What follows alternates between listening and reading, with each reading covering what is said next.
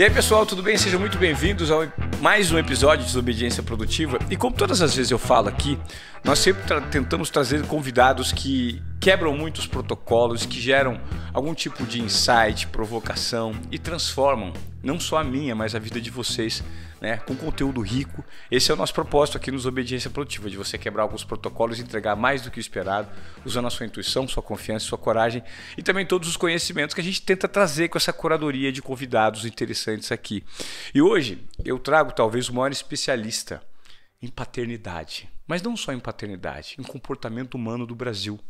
Como você lida com a sua família, com seus filhos? Como é que você leva a sua vida atribulada do trabalho junto com a sua vida profissional, com o relacionamento com sua esposa, com seus filhos? Hoje eu tenho o privilégio de trazer aqui um cara que eu, em alguns eventos, tive a oportunidade de...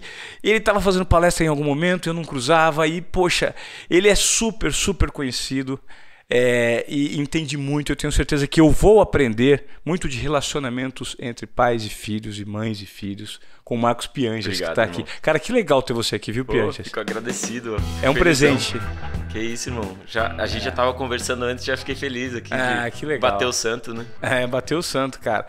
Porque eu acredito que você fala sobre um tema e um assunto que é referente a todas as pessoas, né? Que se propõe a ter um filho, a formar uma família. Eu acho que tem gente que diz assim, Pianges, seu papo aí, mas eu não tenho filho. E eu digo, pô, você não tem filho, mas você é filho, né, irmão? Você é filho. Eu tenho minha mãezinha que me criou sozinha e, mano, eu aprendi a ser um filho menor nesses processos de lidar com as minhas próprias filhas e perceber o quanto a minha mãe fez por mim, e quanto eu fui ingrato, quanto eu virei as costas pra ela, e quanto existe um ciclo na vida em que é assim mesmo, é como uma bola dourada que os nossos pais nos dão, um presente, uma dedicação que os nossos pais nos dão, e muitas vezes a gente, de forma ingrata, vira as costas para ele e vai pro mundão, e aí a gente passa esse presente, essa bola dourada adiante para os nossos filhos, né? Então a gente honra os nossos pais, multiplicando esse amor que eles nos deram e passando adiante. Legal. Então você é filho de uma heroína, você diz, né? Eu digo. Pra mim ela é tipo super heroína mesmo. E até já ouvi mulheres dizendo: não nos chamem de super heroínas porque nós somos apenas mães. E eu super aceito, sim, se você não quer ser chamada de super heroína, mas a minha mãe, ela merece o título. Porque a minha mãe, cara, minha mãe me criou sozinha.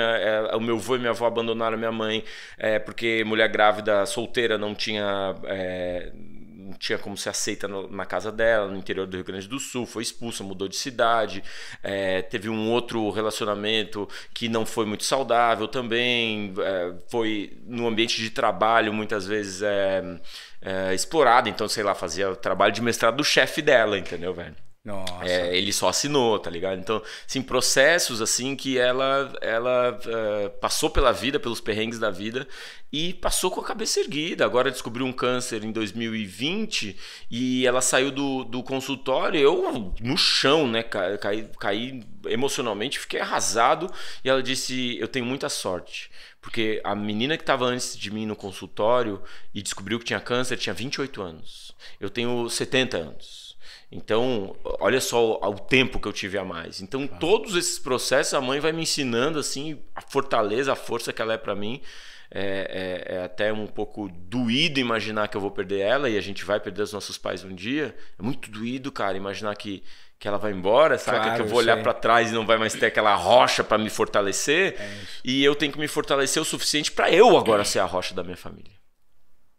Perfeito. Doído, quando você fala isso, essa mesma relação que você tem com a sua mãe, eu também tenho com a minha. O meu pai já foi, mas meu pai era um cara muito ausente, muito distante, e minha mãe foi a heroína da minha vida, e hoje ela é a fortaleza. Todo momento de dificuldade, tá com 68 anos, que eu tenho, quando eu olho para ela, eu falo, cara, se essa mulher faltar um dia, ela vai me fazer muita falta. Exato. É impressionante. Exato, né? Ivan. Eu sinto mesmo. Eu sinto mesmo porque a minha mãe, nesse processo de químio, rádio, mudei para casa dela, cuidar dela, fortalecer ela, né, levantar o astral dela. Foram vários momentos muito doídos, difíceis. É um câncer metastático já, então a gente está num processo assim de tentar aproveitar a vida do lado dela e sem dor e aproveitar ao máximo. E então são vários os momentos em que eu percebo assim que é como se eu estivesse entrando aos poucos em um orfanato. Caramba! E esse orfanato é um orfanato que tem outras pessoas que já perderam as mães e os pais.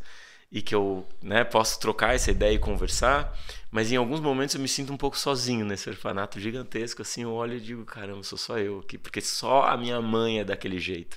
A história da perda de um pai e de uma mãe, ela é única para cada uma dessas pessoas. É. A gente, quando fala de filho, parece que os nossos filhos são meio parecidos. Sim. Tem 10 anos a sua, tem 10 anos a minha, parece que é meio parecido. Quando a gente fala de pai, cada um é muito específico. Então, perder esse pai é como perder de forma solitária esse pai. E você se sente um pouco desamparado. Eu, por exemplo, me sinto muito desamparado nessa questão e acho que a gente assim, cura isso conversando bastante com pessoas que passaram por situações parecidas, fazendo terapia, conversando com a sua própria mãe, aproveitando e não deixando arrependimentos, dizendo eu te amo para os seus pais, dizendo o quanto eles foram importantes para você, deixando bem claro essas relações de afeto estabelecidas e se despedindo de forma honrada. Legal. Ô Pianges, você tem 2 filhas, né? A Anitta e a Aurora. Você é marido da Ana. E a gente às vezes olha para você e imagina que talvez você, por ter tanto conhecimento, tanta vivência, não vive dramas dentro da família, no relacionamento com esposa e filhos, que pessoas comuns vivem. Isso acontece de fato ou é o contrário? É o contrário, né, Ivan? É o contrário. Acho que a gente só consegue falar sobre ser um pai presente quando a gente foi um pai ausente, irmão. A gente só consegue falar sobre não ficar no celular enquanto está acontecendo o maior milagre da vida de um ser humano, porque eu fiquei no celular, entendeu? Eu só consigo falar sobre ser um bom marido porque eu fui um mau marido, irmão. Eu só consigo falar sobre ser um bom filho para minha mãe porque eu fui um mau filho, ingrato com a dona Heloísa. Então, esses são processos assim que imagino, eu aprendi pela dor, pelo erro, pela falha, pelo sofrimento, pelo choro solitário, que eu exponho para os outros no seguinte sentido: caguei, galera, não repete, porque esse caminho aqui é ruim. Perfeito. Vai pelo outro. E quando eu decidi ir pelo outro, né? Tipo, pô, então tá, então vou ser um pai mais atento, carinhoso, afetuoso, menos agressivo, menos autoritário, um filho melhor, um bom marido, porque para ser um bom pai você precisa ser um bom marido, ou você precisa ser um bom ex-marido. É duro, irmão, é duro. São processos muito complexos esses apresentados na relação familiar. Tem um guru budista, hindu, né? Que não é budista, não, ele é hindu, que ele diz assim: se você se acha um ser iluminado, experimente passar 7 dias com a sua família. Caramba. A treta tá ali, no enrosco familiar, que é uma mulher que vem com traumas familiares, que vieram de outras 2 pessoas traumatizadas. E aí vem um pai que vem com traumas familiares, que vieram de outras 2 pessoas traumatizadas. E essas 2 pessoas se juntam nos seus traumas e criam filhos, buscando um pouquinho mais de harmonia do que viveram no passado. Mas, cara, são traumas, e são gatilhos, e são momentos, e são não necessidades, mas são tendências humanas de querer dominar o outro ser humano. Mano, a primeira coisa que a gente tem que entender: ninguém manda em ninguém. Se um ser humano decidiu ir para um outro caminho, você não tem controle sobre um ser humano. Às vezes as pessoas me falam: Pérez, mas você fala aí de ser um bom marido, de valorizar sua esposa, você tá 20 anos casado, e se a sua esposa vira e do nada pega toda a sua grana e leva suas filhas e você fica sozinho no mundo? Eu digo, mano, eu não tenho controle sobre a minha esposa. Se acontecer essa tragédia, eu tenho controle sobre mim. Vou respirar bem fundo e vou tentar ser o melhor homem que eu puder ser. Começar do zero, reconquistar a confiança, humildemente batalhar pela presença das minhas filhas junto comigo, humildemente reconquistar o coração ou quebrar esse coração duro que talvez esteja dentro da minha esposa, para que a gente de novo possa ter uma relação de confiança e respeito, mesmo que a nossa relação amorosa não tenha funcionado. Então são todos sistemas muitíssimo complexos e que lamentavelmente a gente não está preparado para viver. Se eu tiver dor de cabeça, eu sei o que tomar. Se eu cortar meu dedo, eu sei o que colocar no meu dedo. Se eu tiver um momento de desafio emocional, eu não sei o que fazer, irmão. Não é maluco isso? Muito. A gente não é preparado para viver os momentos mais importantes e mais recorrentes da vida. Porque é comum separar. É comum você ter problemas emocionais com seu filho. É comum você ter um pai morrendo. E a gente não é preparado para isso. Para as coisas mais importantes, as mais profundas da vida, a gente não sabe o que fazer, a gente se sente desamparado e solitário. Cara, e é impressionante você estar fazendo um raio-x da minha vida, porque eu me separei há 2 anos, né? E nesse processo todo, as crianças ficaram muito sofridas, muito doloridas, né? E eu enfrento desafios diários, primeiro com o relacionamento com a mãe, segundo no relacionamento com eles, que eu não sei se estou conduzindo da forma adequada, correta. E aí eu sou invadido o tempo inteiro por um sentimento que talvez seja o mais cruel que eu sinto na minha vida, que é a culpa. A culpa sempre está presente comigo, né? Eu tenho que fazer um esforço enorme, porque quando você me sentou aqui, você perguntou se eu era pai, mas eu não sei se eu sou bom pai. Eu vivo tentando ser bom pai, e quando às vezes eu deito para falar, mas será que eu estou fazendo tudo da forma ideal?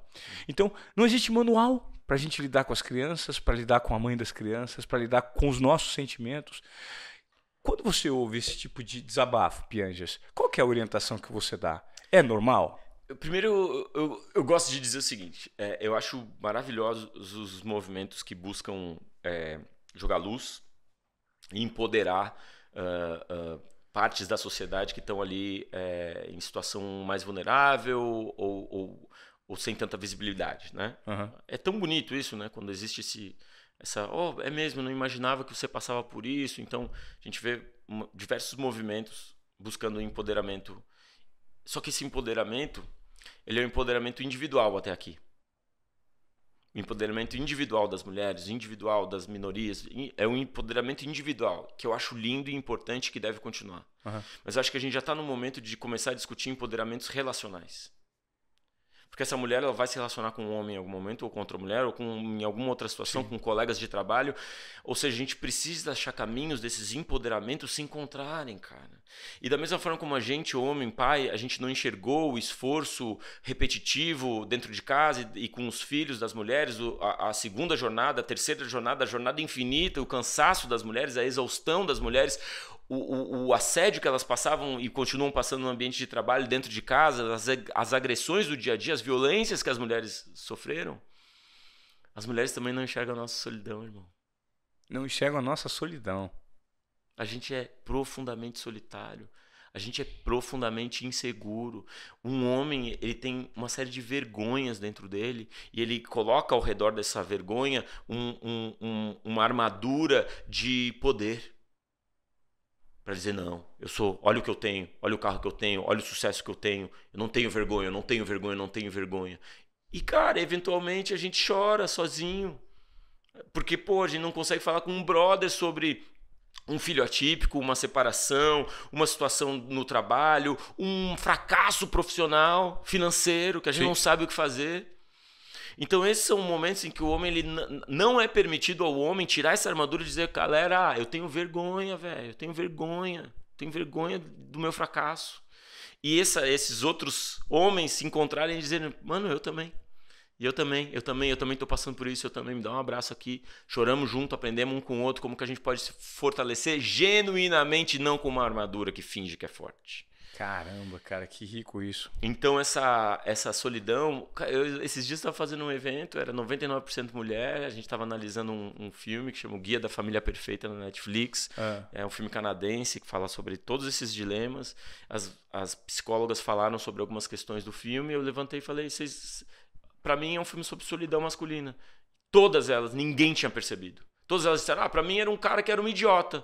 E eu falei, pô, vocês não viram que o cara não tinha amigo? Que o cara tinha problema no trampo, que ele não tinha com quem falar sobre a treta do casamento dele. Ele não tinha com quem falar sobre a filha adolescente dele que estava deprimida. Ele não sabia o que fazer. De novo, irmão, a gente corta um dedo, eu sei que eu tenho que botar um band-aid, eu tô com dor de cabeça, eu sei que eu tenho que tomar uma aspirina, entendeu? Agora, se eu tenho a filha adolescente que tá ansiosa ou que tá em depressão, eu não sei, eu fico perdido. Aí eu procuro um psicólogo, beleza. Mas, de novo, é uma relação solitária. Porque a menina vai lá pro consultório. Eu não sei direito o que está acontecendo no consultório. Claro. A menina sai do consultório, eu converso com a terapeuta. Ele me dá algumas dicas, essa terapeuta, mas é um caminho muitíssimo solitário e cheio de espinhos. Sim. Eu não sei por onde navegar. Eu fico constantemente com uma sensação, como você disse, de culpa nessas situações de separação do filho, chegando um namorado novo, uma namorada nova, tem padrasto, tem madrasta. São situações tão complexas E tão pouco discutidas de forma aberta e vulnerável, cara. Sabe? De forma transparente. E a transparência é uma forma pra gente ter esse empoderamento relacional. Do tipo assim, olha só, errei. E errei porque eu tive esse monte de trauma. Tô tentando tratar esses traumas. E você? O outro lado. Também errei. Errei porque eu tive esse monte de trauma. Tô tentando tratar. Agora acho que a gente consegue conversar. Tem uma frase que eu gosto que diz assim: o trauma familiar é como uma floresta sendo queimada por um fogo, um incêndio. Meu bisavô foi agressivo. Meu avô foi mais agressivo, ou um pouquinho menos. Meu pai foi agressivo. Esse incêndio ele vai queimando a minha família. E o homem que decide virar para esse fogo e dizer: eu vou apagar essas chamas. Não mais. A partir de agora, eu vou apagar esse fogo e a partir de agora é gramado. A partir de agora é pasto. A partir de agora é a árvore linda crescendo sem trauma. O cara que tem essa coragem é um esforço, é um trabalho, é muito doído fazer isso. Mas o cara que apaga esse incêndio traz paz também para os seus antepassados, irmão. Puta, que você falou é incrível, cara. O seu bisavô, o seu avô e o seu pai, eles dormem mais tranquilos agora, onde eles estiverem, porque você apagou esse incêndio. Você disse, não, daqui para frente eu vou passar por esse processo doído de tratar esses traumas todos, de resolver esses nós, esses problemas. Eu não vou responder como todo mundo responde, de forma agressiva, violenta, reativa. Eu vou respirar bem fundo e mergulhar nisso aqui, em honra a esses que passaram e em amor para os que virão. Meus filhos e meus netos, e meus bisnetos, meus tataranetos. É um processo complexo, né? É complexo porque ainda é solitário. A gente não tem parceria nesse processo, cara. Hoje em dia, assim, acho que tem muito grupo de masculinidade sendo composto para conversar sobre isso. Eu participo de alguns grupos. Tem o Memo criado no Rio de Janeiro, tem o Brotherhood criado aqui em São Paulo, tem o Caminhos que Reconectam do meu amigo Fafá, que ele leva homens em processo de separação, ou homens que são pais, para caminhadas no meio da floresta, cara. Ele é chefe de cozinha e aí ele leva assim um mochilão, ele é meio gigantão, assim, um cara grandão, e ele senta, faz uma fogueira, faz uma parrilla, dá uma cerveja para todo mundo, e agora a gente vai falar sobre o que a gente está passando. E aí a galera fala e chora no meio da floresta, sabe? É o som da fogueira, como a gente fazia antigamente. Toma uma cerveja e come uma carne e diz assim, beleza, vamos levantar, vamos caminhar mais um pouco, vamos dormir em barraca, vamos ver o sol nascer, vamos conectar com a natureza, com a gente mesmo, com a nossa força e voltar para as relações de forma muito mais autoconsciente. Eu acho que falta isso. A gente vive a vida como se a gente tivesse uma gincana, pagando conta, correndo, brigando, e falta parar, caminhar no meio da floresta e dizer, tá, mas o que está acontecendo aqui?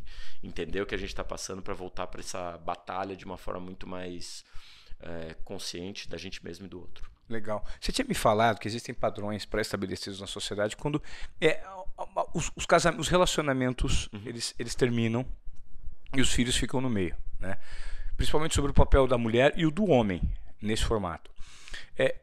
Levando como base o meu relacionamento, eu ainda tenho uma dificuldade muito grande de ter um relacionamento focado nas crianças e de bom convívio com a mãe. É um relacionamento complexo ainda, difícil, muito complexo e muito difícil. E eu noto que, por mais que eu tente fazer, a gente sempre puxa, e aqui eu não quero deixar em nenhum momento que eu sou melhor que o outro lado, pelo contrário. Somos diferentes, temos perfis diferentes. Pelo contrário, claramente, Ivan, eu só queria deixar isso bem claro na nossa conversa, exige muita coragem sua de estar falando sobre isso e exige muita generosidade de você estar abrindo o seu coração com culpa e tudo mais. Em momento algum parece que você demonstra que é melhor do que qualquer pessoa. Eu não quero em nenhum momento ser melhor. Só que eu sofro com o fato da gente não conseguir chegar num melhor denominador comum para os filhos, né? Por conta de uma falta de harmonia mínima entre pais. E isso me magoa, isso me deixa triste, porque as crianças estão no meio. O tempo inteiro estão no meio. E os reflexos eu sinto desse lado, imagino que ela deva sentir do outro lado. E Nessas situações, Pianges, quando você lida com situações assim, você nota algum tipo de padrão em que o homem se comporta de uma certa forma e a mulher de uma outra certa forma, eventualmente até usando filhos como... Poxa, porque eu sou filho da minha mãe, sabe? A minha mãe é a pessoa sagrada da minha vida. E eu não sei se existe uma situação pré-estabelecida na sociedade em que mães têm um poder maior sobre os filhos. Né? Não é isso. A gente define assim os papéis, né? Então, como se fosse assim um teatro social que a gente vive, em que nos últimos séculos a gente viu o homem sendo exigido do homem sucesso profissional. Então, para eu obter respeito, para o homem ser considerado homem, isso já é um papo super lamentável, porque o homem já nasce homem, a gente fica falando para o homem, seja homem, seja homem, o que é um absurdo, uma agressão e uma violência. Para as crianças, jovens e para os adultos também. Claro. E a gente coloca esse cara, então, ele só ganha dinheiro. O que a gente diz para as mulheres? Você cuida da casa, você cuida dos filhos. Na hora da separação, cada um tem exatamente essa arma. O homem tem a arma, que é a grana, e diz para a ex-mulher, né? Não vou te dar um tostão. Vou brigar com o que eu puder na justiça para você não levar meu patrimônio. Ou se tem que dividir o patrimônio mesmo porque é lei, fica super indignado. Quer magoar a esposa de alguma forma. Do outro lado, a esposa ela tem uma arma também, que são os filhos. Já que a sociedade deu para ela a chance a obrigação de cuidar dos filhos, na hora da separação ela diz, eu tenho essa outra espada aqui. E ficam os dois tentando se agredir, um da forma financeira e o outro através dos filhos. Mas olha só que nuance triste. Se a mulher ela é bem de vida, se a mulher ela já tem grana de família ou que ela conquistou, o homem não consegue então agredir ela com dinheiro. O que o homem faz? Agride com os filhos também. Ele vai para a justiça e diz, eu quero os filhos metade do tempo da semana e eu vou fazer tudo falando mal da mãe para os filhos. Ou seja, o homem faz a alienação parental, a mulher faz a alienação parental. Quando um pai fala mal do cônjuge, né? do outro lado da construção familiar para os filhos, olha que triste, cara. A psicologia diz que o filho ouve que o filho está sendo xingado. Nossa. Quando uma mãe diz pro filho, seu pai não presta, seu pai é ruim, o filho acha que ele é ruim, que ele não presta. Por quê? Porque o filho é o pai. Se você toca guitarra, o filho imita a guitarra. Se você toca, escreve no computador, trabalha no home office, ele põe um fonezinho, ele é você. Ele quer ser você. Se ele vê você carregando uma caixa pesada, ele vai achar que você é mais forte que o Hulk. As crianças fazem essa fantasia muito clara na cabeça deles. Eu vou conseguir ser assim, igual meu pai. Eu vou conseguir ser assim, igual a minha mãe. Eu sou meu pai, eu sou a minha mãe. Acontece muito isso dos adolescentes querendo estudar na mesma faculdade do que a mãe estudou, ou né, do filho querer seguir a carreira profissional do pai, se esse pai demonstra que ele ama aquela carreira. Ou seja, então, o filho imita o comportamento saudável, feliz dos pais. Quando a mãe diz seu pai não presta, seu pai é horrível, o filho começa a se questionar sobre ele mesmo, não sobre o pai. Porque o pai é um herói. Quando a mãe xinga o pai, ele não acredita que o pai é ruim, ele acredita que ele é ruim. Então ele não é suficiente. Claro. E isso é muito doído para uma criança que percebe nos pais a origem de vínculo, de amor, que devia ser então essa construção de afeto bem estabelecido, porque dele passa o resto da vida tentando entender se ele é digno de amor, se ele é digno de ser suficiente. Uhum. Então, poxa, é muito injusto com as crianças, né? E o único caminho é um caminho de conversa. E esse comportamento é um comportamento que muitas vezes ele é automático, né? Automático. Quando pai e mãe separados estão feridos, né? E essa é a única sugestão para quem está nesse processo. Fazer o contrário do automático. Porque o automático é uma forma de proteção, de sobrevivência do cérebro. Claro. É tudo que a gente tem de emoção base, né? Então, o Paul Ekman é o cara que estudou as emoções base, né? Viajou o mundo todo para entender onde que ele conseguia e quais eram as emoções que estavam presentes em todos os lugares do mundo, inclusive em tribos antigas, assim, Papua Nova Guiné. Ele viu que, cara, existe surpresa, medo, nojo, tristeza, alegria e raiva em todas essas tribos, em todas essas sociedades. Tem essas 6 emoções base. E que são as emoções que estão lá dentro do nosso cérebro, numa área bem primitiva, bem sistema límbico mesmo. E olha que interessante. Às vezes a gente é guiado por isso. A gente é guiado pelo medo. A gente é guiado pela raiva. A gente é guiado pela tristeza, uma pessoa mais melancólica. A gente é guiado pela surpresa, que é sempre uma coisa nova, A gente é guiado pelo nojo. Não, isso não. Então, isso é um gatilho. O Jung dizia, enquanto você não torna o inconsciente consciente, você é guiado por aquilo e vai chamar isso de destino. Louco. Olha que louco. Muito você louco. É guiado pela raiva e acaba brigando com todo mundo e chama, foi o destino quis assim. Mano, acho que não. Acho que tá aqui. Você tem que trazer pra cá. Porque eu faço esse caminho porque é o límbico e o córtex pré-frontal. Então você traz aqui pra uma área mais sofisticada, mais inteligente e diz, mano, por que eu tô com tanta raiva?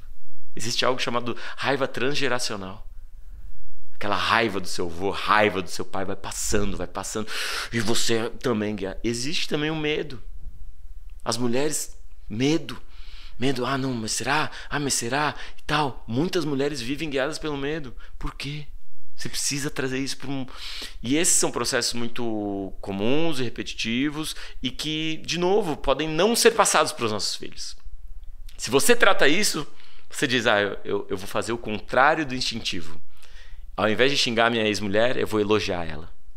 Filha, sua mamãe é incrível. Filho, o seu papai, a gente está separado, mas ele é muito massa. Ele é muito bom, ele é muito generoso, ele é muito bondoso. Você pode estar até com vontade de xingar o cara. Mano, mas experimenta isso, eu recomendo a toda mãe. Elogia seu ex-marido. Elogia seu ex-marido para os seus filhos. Elogia bastante. Você vai sentindo aos poucos, você vai sentindo voltar aquele respeito que você tinha por ele. Você vai sentindo voltar aquela admiração que você tinha por ele. Faz isso porque faz bem pro seu filho. Se você ama o seu filho, mãe, não faça alienação parental, não xingue o seu ex-marido, elogie o seu ex-marido. E nesse processo você vai vendo que se estabelece é como se ao falar a gente conseguisse convencer a gente mesmo, e ao convencer a gente mesmo a gente sentisse mesmo. Claro, que incrível, né? É incrível essa capacidade humana de também fazer o contrário do instintivo. Você sabe que você estava me falando da necessidade da gente trazer o que está no nosso subconsciente para a parte consciente, e todos nós somos reflexos da nossa criação, dos comportamentos que assimilamos no ambiente que fomos criados, principalmente dos pais. E não tão recentemente, faz mais de um ano, eu fiz uma experiência com ayahuasca. E eu vi tanta coisa importante para mim, Pianges, que conseguiu me dar clareza sobre processos e comportamentos repetitivos e como é difícil lidar com isso, né? Me conta mais, meu. Eu sou fruto, né, de uma família em que meu pai recebeu como padrão de colocação na sociedade a violência. O homem é violento. O homem, ele tem que ser bom de porrada, e se alguém vier para cima você tem que dar primeiro. E eu, como sofri bullying muito pequeno por conta de um atraso no crescimento, eu fui me desenvolver por conta de uma questão hormonal com 16 anos. Então eu sofri muito dos 12, 13, 14 até os 16, né? Eu consegui trabalhar no rádio com 14, que foi uma possibilidade de eu me colocar e dar a volta nesse bullying. Então, quando eu comecei a trabalhar muito cedo, com 14, eu já consegui me estabelecer num ambiente. Pô, esse cara é respeitado e fala no rádio já com 14 anos. Então, isso foi uma maneira que eu consegui para dar a volta. Só que, quando eu cresci e me desenvolvi, o que eu reproduzia? O que eu via do meu pai. Eu via meu pai jogar bola e sair no braço com as pessoas muito tempo. Casamento, uma vez invadiram o casamento do meu tio lá no interior e meu pai saindo na mão com todo mundo. Então, eu via que brigar, ser ofensivo, agressivo, sair na mão, era um comportamento que o homem tinha que ter. Então, na minha juventude, depois que eu me desenvolvi, quando alguém ria de mim, o que eu fazia? Porrada, briga. E nesse processo da ayahuasca, eu vi que eu tinha tanta agressividade dentro de mim, né? E uma raiva. E eu falava, isso não é meu. Esse processo não é meu. Eu sou vítima dessa situação. Mas eu enxergava com uma clareza tão grande. Então, comportamentos que eu tinha e que eu tenho, que passei a trabalhar justamente isso, que tinha repetitivos de agressividade, eu falei, cara, não posso mais ser assim. Com ninguém. Porque isso não me pertence. Mas estava lá preso. E isso fazia com que fosse repetitivo.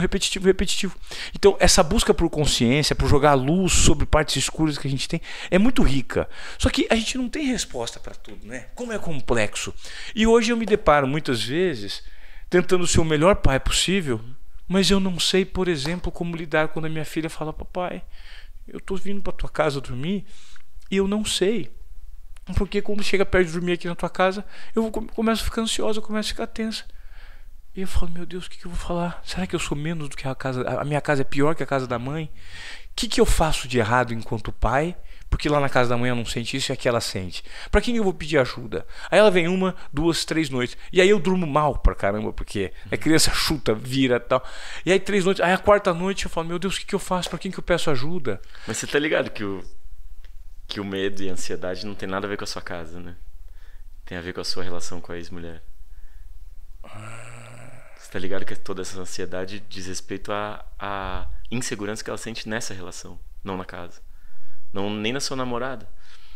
Porque os 2 cuidadores, aqueles 2 elementos de vínculo mais profundo, do colo, do abraço, da pele que ela sentiu por 8, 10 anos, ela não sente mais.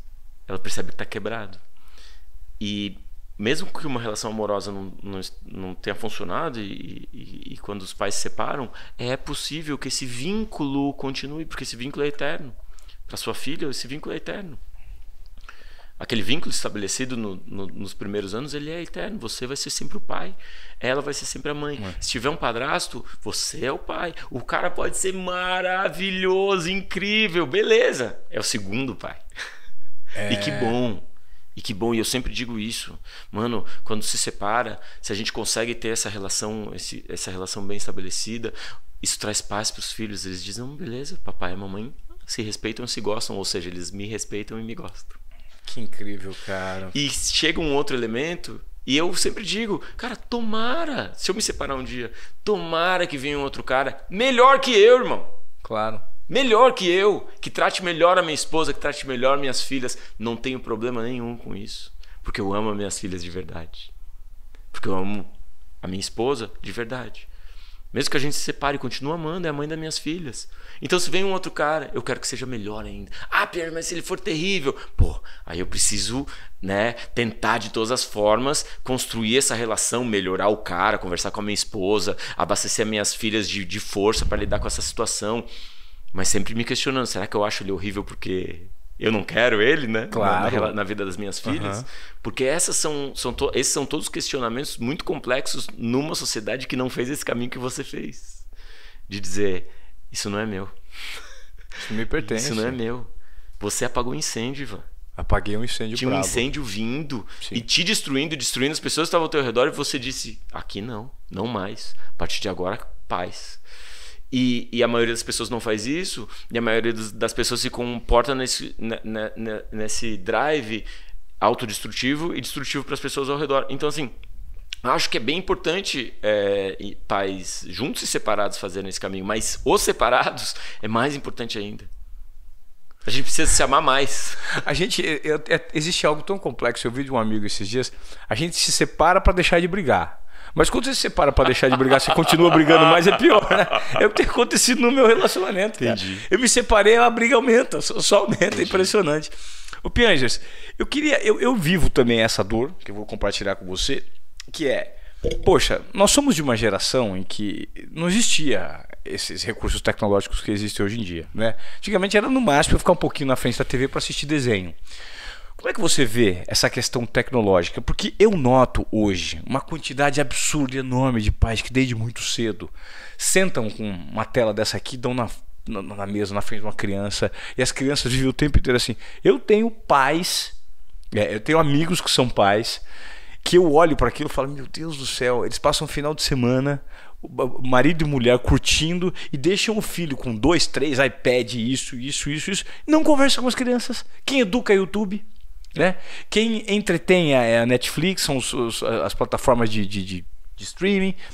Como é que é isso, cara? Como é que a gente lida? Como encontrar, como equalizar o quando pode, quando não pode, o horário para isso, o horário para aquilo? É tão complexo, né?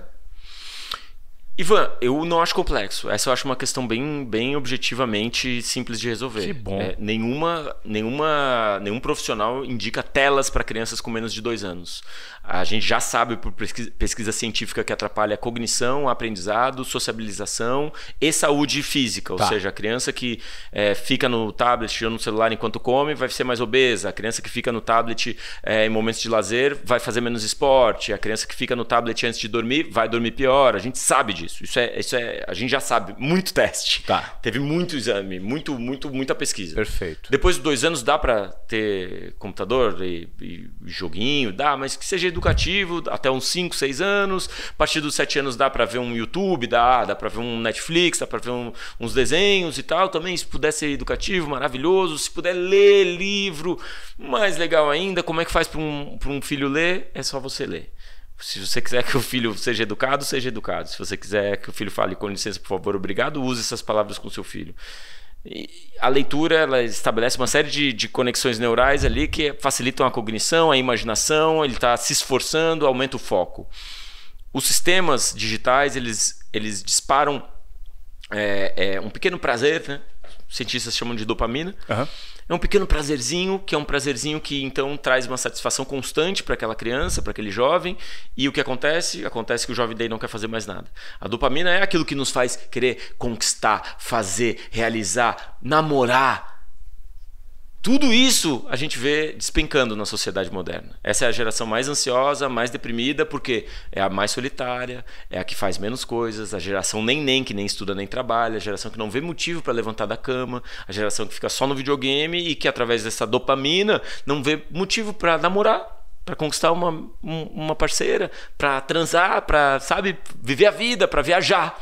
Não vê sentido em viajar, velho. É uma geração que não vê sentido em viajar. Você vê todos os gráficos fazem assim em pessoas que namoram, saem com os amigos, veem os amigos todos os dias e fazem assim em suicídio, depressão e ansiedade. Todos os gráficos estão mostrando isso. E tem uma relação clara com tecnologia. Claro, você é uma pessoa que trabalha com tecnologia e quer questionar esses estudos. Maravilhoso, a ciência está aí para ser questionada o tempo todo, faça estudos melhores, a gente está aqui também para ler estudo e para melhorar a nossa investigação. Até agora o que a gente sabe, por diversos estudos, é que isso tem impacto nessa geração. Essa é uma geração, esse seu amigo que dá o tablet para o seu filho, ele está resolvendo o problema ali, naquele momento de viagem, naquelas férias. Mas ele está colhendo um problemaço lá na frente com um filho que não vai sair de casa, com um filho que não vai sair do quarto, com um filho que não vai ter amigos, um filho que não vai ver sentido nenhum em praticar esporte, um filho que não vai ver sentido nenhum em fazer um vestibular, ir atrás, ter uma profissão. Você está resolvendo um problema agora e depois você vai ter um filho com depressão. Ou um filho que pensa em suicídio. Para mim, esse é a grande educação que a gente precisa dar para as famílias no Brasil e no mundo. Porque as crianças têm uma consequência nesse uso. Não é assim que nem a gente vê TV. A gente via TV, beleza, mas a TV não tem interação. A TV exigia da gente paciência. Você tinha que esperar a propaganda, tá ligado? Você tinha que esperar o DuckTales, que é passado só no outro dia, entendeu? Agora acabou, agora é hora do jornal. Mano, desliga a TV e vai fazer o quê? Fazer nada, ficar deitado olhando pro teto. Nos momentos que esses devices tecnológicos se tornam interativos, a criança vira esse ser que diz assim, eu quero agora, quero agora, quero agora. Não, filho, vê na televisão. Não, eu quero ver o que eu quero agora. E a criança passa então a desenvolver um sistema emocional mesmo, imediatista, impaciente, ansioso. Puta merda. É muito claro isso. Isso é muito evidente. E é muito triste que os pais não saibam disso. É muito triste que não tenha tipo um curso para pais que, vai ter filho. Meu, é isso. Menos de 2 anos, nada de tela. Quanto menos tela, melhor. A partir dos 2 anos, telas educativas. Depois dos 7 anos, dá para ter entretenimento ali. A partir dos 10 anos, aí, pô, se puder aliar com tecnologia, com livro, com offline, esporte, escotismo, encontro, sei lá, na sua comunidade, na sua igreja, e a partir lá dos 16, 17, 18, 19, quanto mais você puder empurrar as redes sociais para longe, melhor. Porque é ali, nas redes sociais, que acontece a autocomparação, é ali que acontece a frustração, ela é mais bonita que eu, ela tem um quarto melhor que eu, ela viaja mais do que eu, e aí os índices de suicídio, especialmente entre meninas, são assustadores. Desde da criação do iPhone em 2007, desde a criação do Instagram, ali por 2010, 2011, a gente viu um gráfico assustador de suicídio entre meninas. Entre meninas? Isso direcionado por conta da comparação promovida nas redes sociais. Isso é bem claro. Muitas pesquisas testaram o videogame, né, como um fator de agressividade masculina entre as crianças e jovens. E o que a gente tem percebido é que videogame não faz tão mal como a gente imaginava. Os meninos tendem a jogar e jogar em grupo. Quanto mais os videogames forem jogados com os amigos, é uma forma de trabalho em equipe, é uma forma de colaboração, é uma forma de criar novas conexões, beleza, uma forma moderna que a gente não conhecia de criar conexões, beleza. Se isso, o videogame, for aliado ao esporte, melhor ainda, maravilhoso. Algumas pesquisas mostram que esporte é melhor do que remédio para depressão. Uma pessoa está deprimida, eles testam placebo, testam antidepressivos e testam esporte. O esporte dá resultados melhores para depressão. Então, se você puder aliar o esporte e o videogame, não tem problema nenhum. Se for só videogame por muito tempo, se for só videogame afetando sono, alimentação e sociabilização externa, offline do seu filho, tem um problemaço aí. Mas o videogame em si, sozinho, não faz problema. O que a gente sabe por pesquisa é que a rede social em si, sozinha, faz problema. Que loucura, cara. E aí a pergunta que eu te faço, que eu imagino que muitos pais devem ficar extremamente divididos, que é o meio no qual o seu filho está inserido e a tendência do grupo a ter um determinado comportamento e aquilo que você acha que ele deve ter. Exemplo, a minha filha vai fazer 10 anos, agora no dia 12 de março, a Mel. 10 anos. 70% das amigas da escola tem celular, ela não tem. E aí, o que eu faço? Primeiro, parabéns, né, irmão? Parabéns, eu tô aqui, imagina, a gente tá em 2023 e você é um super pai, irmão. Você percebeu todas essas dinâmicas e disse, pô, meu, não, né? Vamos ler um livro, vamos brincar. E ela lê muito, lê muito. Mas aí, eu te confesso que eu tô nessa... Minha filha tem 10 anos também, irmão. Quando a minha filha entra num restaurante com um livro na mão, o garçom diz, primeira criança que eu vejo lendo um livro. E ela fica toda orgulhosa, mano. Porque livro é poder. O Bill Gates dizia, minhas filhas terão computador. O Bill Gates, minhas filhas terão computador. Mas antes elas terão livros. Sem livros é impossível escrever nossa própria história. O Steve Jobs lança o iPad, tá? Acho que, se não me engano, em 2010, o Steve Jobs faz uma conferência e lança o iPad. E lá por 2011 vai um repórter do New York Times perguntar pro Steve Jobs o impacto do iPad no mundo. E aí pergunta pro Steve Jobs se seus filhos devem adorar o iPad. E o Steve Jobs olha e diz, não, meus filhos não usam iPad. Lá em casa a gente limita a tecnologia. O Steve Jobs, cara! E a gente... dando o iPad, iPhone para crianças de meses. Nossa. Entende? Então quem realmente desenvolveu esses sistemas e entende desses sistemas sabe que esses são sistemas poderosíssimos para adultos, ou para criação, ou para comunicação, não para crianças. Não para criança. Eu brinco que, só para todos os pais assim entenderem, tem um A, E, I, O, U do uso tecnológico. Um uso que seja atento, empático, informado, organizado, porque você precisa de tempo na rua, precisa estudar, precisa fazer esporte, precisa encontrar seus amigos, e útil. Então, quando você percebe a tecnologia como algo maravilhoso, só que quando bem usado, e terrível quando mal usado, a gente começa a buscar uma educação nesse sentido, porque eu e você, a gente já sabe que não pode dar sorvete pro nosso filho de café da manhã, mesmo que ele queira muito, mesmo que ele peça muito, mesmo que toda a família dê, mesmo que toda a família dê chocolate de almoço, eu não vou dar, eu sei que faz mal. Ah, mas aí ele vai ter menos amigo. Aí eu entendo, tem uma dinâmica bem complicada aí. É aí que reside a exclusão social. Se tem 10 menininhas amigas na escola, ela é a única, 9 tem. Como que ela vai lidar com isso? O que é melhor? A única forma que eu conheço é conversando com os outros pais. Acho que é bem importante a gente criar comunidades, assim, conversas de pais. Ou seja, eu conheço os pais das amiguinhas das minhas filhas. Tem uma amiguinha que vai lá em casa, às vezes, e leva 3 mochilas. E uma mochila tem computador, outra tem iPad, outra tem Um monte de aparato tecnológico. Ela vai lá pro quarto da minha filha e elas ficam lá, e tal, fazendo, explorando, brincando e tudo mais. Beleza. Não vejo problema nenhum, porque eu sei que a amiga vai embora, minha filha vai deitar na cama e vai ler um livro. Depois ela vai fazer basquete, como ela já joga basquete. Depois ela vai andar de skate comigo. Então, assim, eu tô ligado que a minha filha tem uma relação saudável. Aí eu viro pros pais das crianças que andam com a minha filha e estabeleço isso. Pergunto, vamos jogar basquete? Vamos andar de skate? E aí acontece, eu acho que esse é um ponto muito, muito importante, tá? Os pais não têm tempo. Ao não ter tempo, terceiriza para tecnologia. Certo? Isso é um problemaço. Aí quando o pai diz assim, vai jogar bola então. Ou vai né, fazer um exercício. Ou vai fazer tarefa.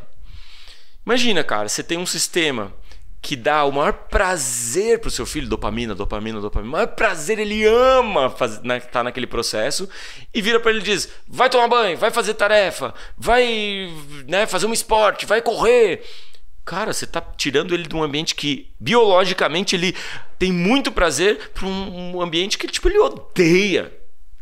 Tem um hack aí, que é sai da rede social, sai do videogame, sai do computador, sai da tecnologia, sai disso que te dá muito prazer e vamos fazer tarefa, vamos andar de skate, vamos jogar bola, vamos brincar de vamos fazer junto, né? Vamos fazer junto.